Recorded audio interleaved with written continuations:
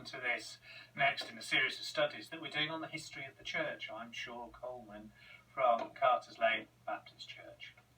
What we've been looking at for a number of weeks now is how did we find out about Jesus Christ? And we recognise that it's not just a question of picking up a Bible, it's recognised it's a process in history that has happened. The early days, it was the letters that were written to the early churches that were the first physical evidence that was shared. The Gospels were written later, and then the church developed. And last week we spent some time looking very swiftly at the first 1,000 years of the Christian church, how in the end they fought against any errors by defining what Christianity was, but themselves struggling with arguments, partly because of the geographical separation between them, of who was in charge to decide what the true elements of faith were. Two centres developed that matched the Roman split between Rome and Constantinople, and as it happened politically, so it happened in church life, that you had two centres growing up, Rome and Constantinople churches. Although there was an understanding that the Roman Pope was the first among equals, well, the arguments developed, and in the end, around about 1054 we date it, we have something called the Great Schism, and the two groups went their separate ways.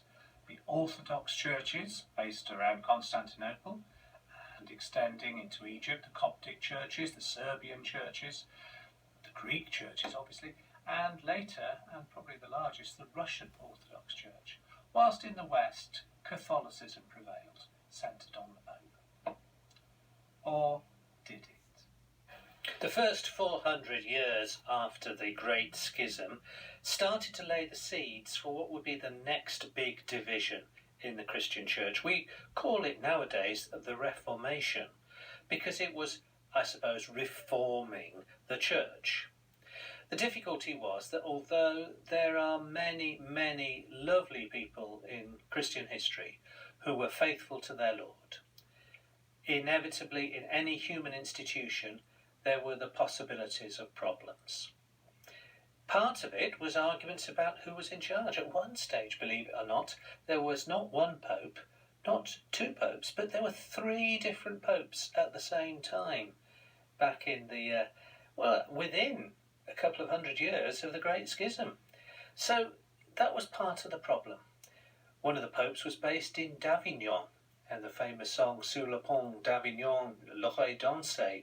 We were dancing on the bridge of Avignon because that was the place where those who belonged to that particular pope were having a good time. But certainly there was a lot of abuse, clerical abuse, all kinds of things that did cause problems. Simony was one which enabled people with money to buy themselves positions in the church. There was a lot of nepotism. And although particularly the popes were supposed to not get married, some had several children, and some of those were promoted into significant posts in church life. When Martin Luther visited Rome round about 1510, he was appalled by what he saw. He travelled from his native Germany, and he couldn't believe what had happened to the church. He saw the wealth, he saw the immorality. But one of the biggest problems that he saw were the selling of indulgences.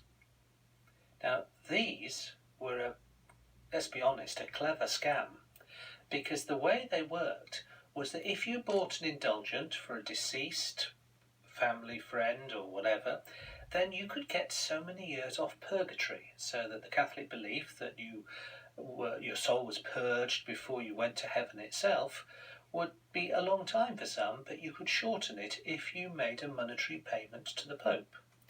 And the reality was that it actually helped to build St. Peter's in the Vatican. But it was shocking, because for Martin Luther, this was not faith. This was wrong. He was so cross that he posted a list of 95 criticisms of the church, nailed this document to the church door at Wittenberg in October 1517.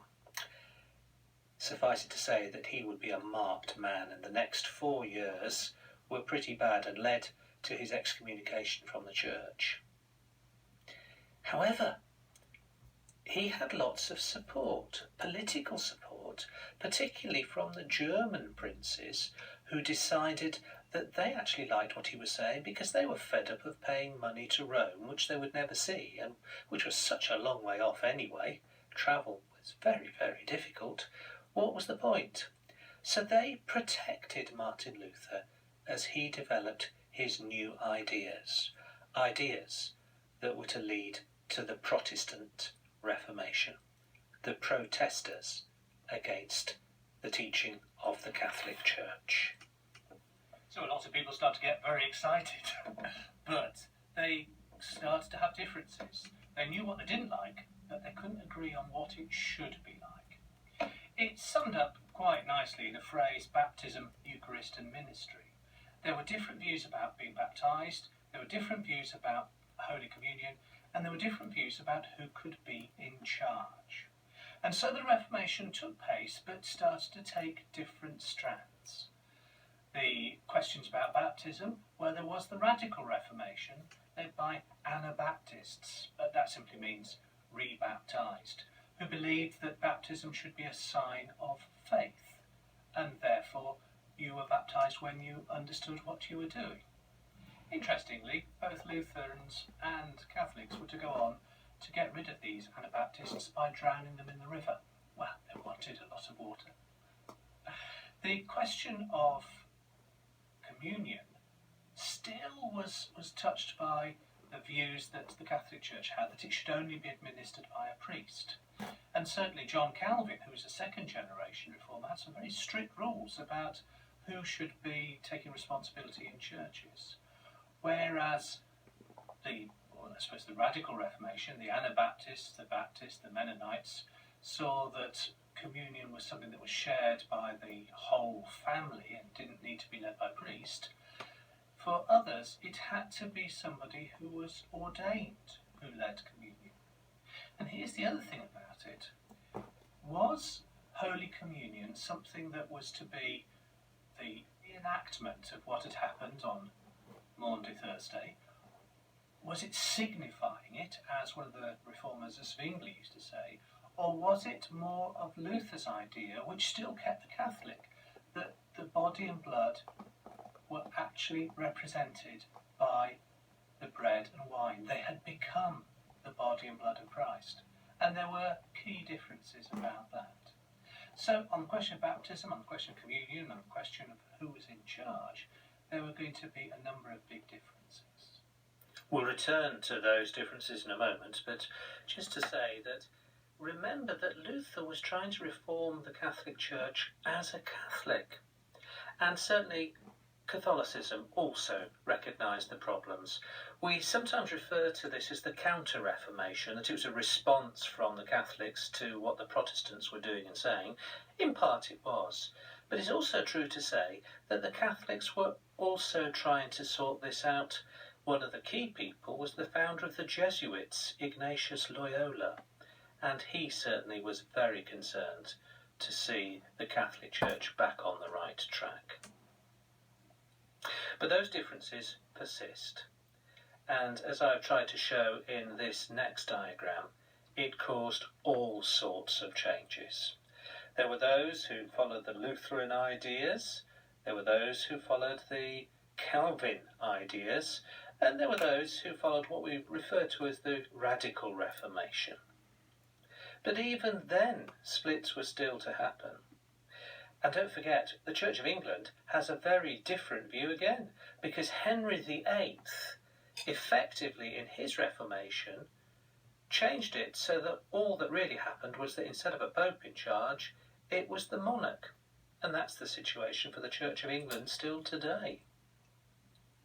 So you've got the Church of England middle way, which comes out of, I think to a certain extent, the influence of Luther.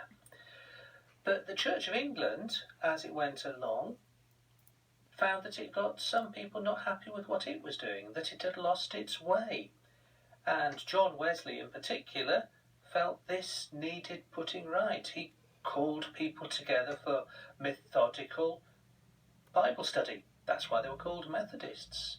And with his brother Charles Wesley, the hymn writer, they developed something that was to become Methodism, although neither of them stopped being Anglicans. In the middle of the 19th century, during Victoria's time, some people in the Methodist Church felt it was a bit middle class and it was missing out the real needs. And so the Salvation Army began. So you can see that there are all sorts of reasons why people split. And this diagram really is quite distressing when you see that the man who said, "Love one another," was to witness his church in so many different parts. There's a lot of detail here that we can't cover today. I'm very happy to chat through some of these things if you'd like to know more. And I will freely confess that I did study it, but I don't know it all either, so I'm happy to learn with you.